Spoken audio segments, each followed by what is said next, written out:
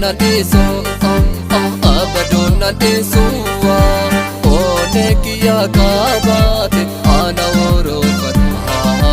one kiya kabate ana orofat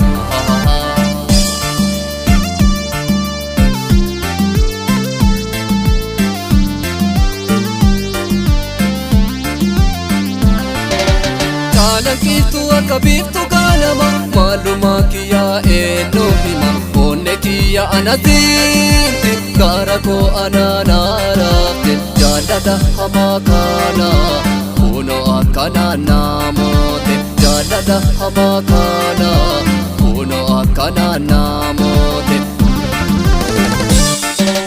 daka hima warri jallatana gartane ana qabe malumamnate jadiftani jalalle kan ansodate kan dofate ishe argo arramni kiya wona hide hima warri jallatana gartane ana qabe malumamnate jadiftani jalalle kan ansodate kan dofate ishe argo arramni kiya wona hide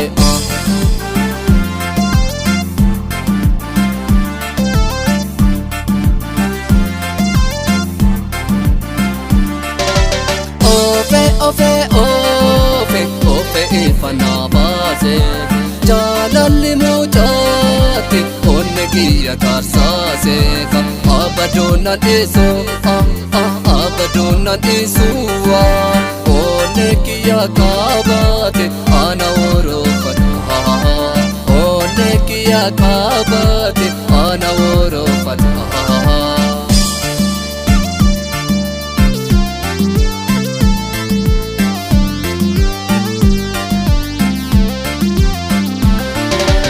Akuma one bunu jalalle na hamate ane desendanda onne ko na fulate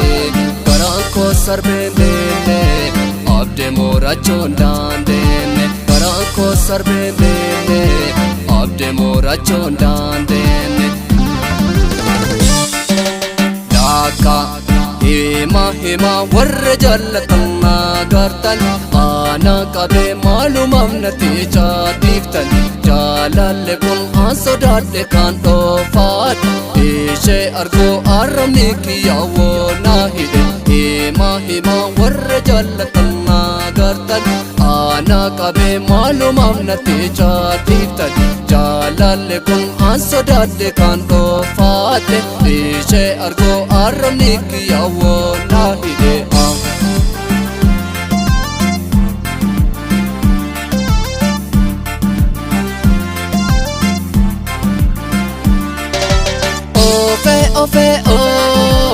Ofe ifana baze ka jalalli mujati onne kiya karsase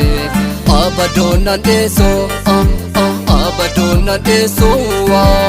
onne kiya kabate ana orofat onne kiya kabate ana orofat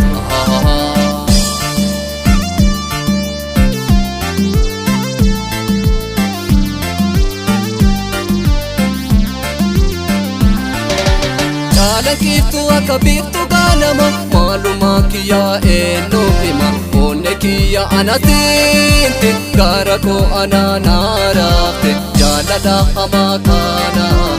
uno akana namote jalada hamakana uno akana namote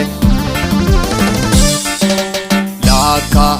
hima warra jallatana gartane ana qabe malumamnate jadiftane jalalle kun ansodadde kan dofate ishe argo arramni kiya wona hide